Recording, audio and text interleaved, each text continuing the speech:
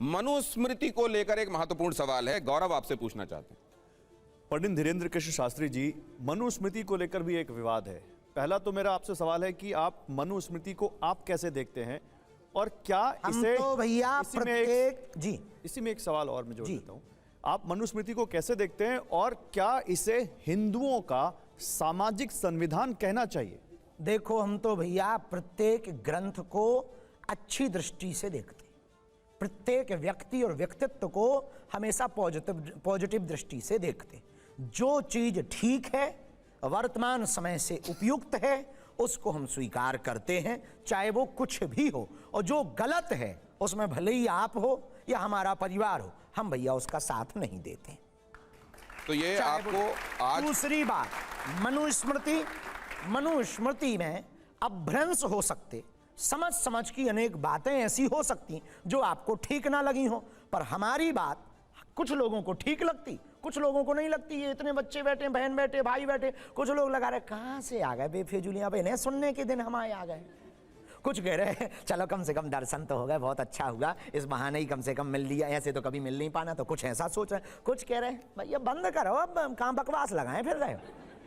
सबके दृष्टा एक है, दृश्य अनेक हैं, वैसे ही वो ग्रंथ एक है, उसके दृष्टा अनेक हैं। तो जो जिस दृष्टि से जाकी रही भावना जैसी, प्रभु मूरत देखी तिन तैसी। तो मनुस्मृति सामाजिक संविधान होगा या नहीं, ये निर्णय हम नहीं ले सकते, क्योंकि हम शंकराचार्य नहीं है, ये अथॉरिटी हमारे पास नहीं है। हम इतना कह सकते जो समाज में जिसका भला हो, उस ग्रंथ से कोई भी ग्रंथ हो, वो बातें लेनी चाहिए, वही संविधान होना चाहिए। लेकिन एक महत्वपूर्ण बात मैं आपसे इससे जुड़ी हुई ही समझना चाहता हूं जी, कि अगर मनुस्मृति को उसके रेफरेंसेस देकर बातें कही जाती हैं, उसका अनुकरण हो या उसमें कही हुई बातों को ना माना जाए जब इसकी बातें होती हैं, तो आपको लगता है क्या कि इसमें यह देखा जाए कि मनुस्मृति मूल रूप से कहाँ कैसी थी, फिर उसमें कहाँ कालांतर में कुछ चीज़ें जुड़ी या हटाई गई, कैसे हुआ, और उसका एक प्रामाणिक संदर्भ आए, ताकि ये जो बहुत सारी भ्रांतियाँ, अब जैसे देखिए, यत्र नार्यस्तु पूज्यन्ते रमन्ते तत्र देवता। अब यहाँ पे जहाँ नारी की पूजा होगी वहीं देवता होंगे, वरना देवता तक नहीं होंगे।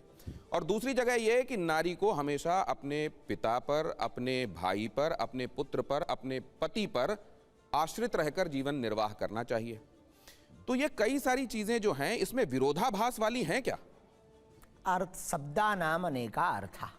आप तो बहुत पढ़े लिखे समझदार पत्रकार हैं और आपके बारे में हम बहुत सुनते भी रहते हैं, और जो आध्यात्मिक तथ्यों और सुविचारों और संदेशों के साथ, श्लोकों के साथ आप बात रखते वो बहुत इफेक्ट करते। इससे हम बहुत गौरवान्वित महसूस करते कि पत्रकार जगत में भी कोई श्लोकों से प्रारंभ करता है। ये हमारे लिए और समस्त सनातनियों के लिए बहुत गौरव की बात है। धन्यवाद। और इतना हम कहना चाहेंगे कि हर शब्द के अनेक अर्थ होते हैं, शब्दा नाम अनेका अर्था। अब यत्र नार्यस्तु पूज्यन्ते रमन्ते तत्र देवता को कोई कहता, अच्छा आपने जो एक भाव रखा कि इसमें फिर भगवान देवता केवल स्त्रियों के पास हैं, पुरुषों के पास नहीं स्थापित हो सकते। भैया यत्र नार्यस्तु पूज्यन्ते रमन्ते तत्र देवता का एक अर्थ ये भी हो सकता कि नारियां ही वो हैं जो नर को, मानव को देव बना देती हैं, ये भी एक भाव हो सकता है ना। इसीलिए तो हमारे संतों में कहा, नारी निंदा मत करो, नारी रतन खदान, नारी से नर उपजे, ध्रुव प्रहलाद समान।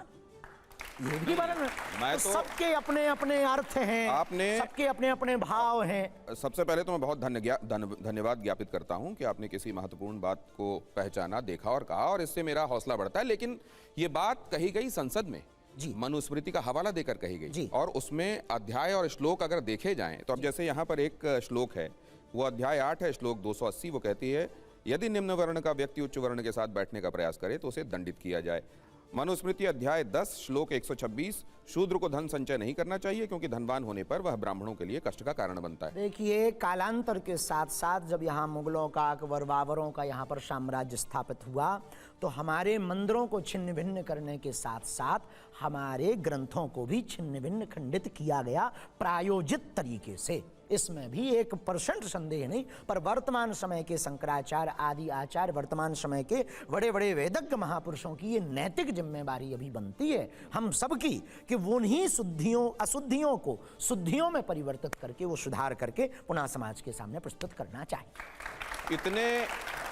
एक बात तो मैं ये कह सकता हूं दावे के साथ कि बहुत कम इंटरव्यूज मैंने ऐसे देखे हैं जिसमें आपकी तरह सरलता से, सहजता से और स्पष्टता से बातों को कहा जाए। भगवान। और ये अहो रूप महोध्वनि वाली बात नहीं है, ये मेरा अपना एक्सपीरियंस है जो मैं आपके साथ बांट रहा हूं। और इसके लिए आप लोगों को भी प्रशंसा में ताली बजाना चाहिए कि सत्य स्पष्टता के साथ रखा जाए।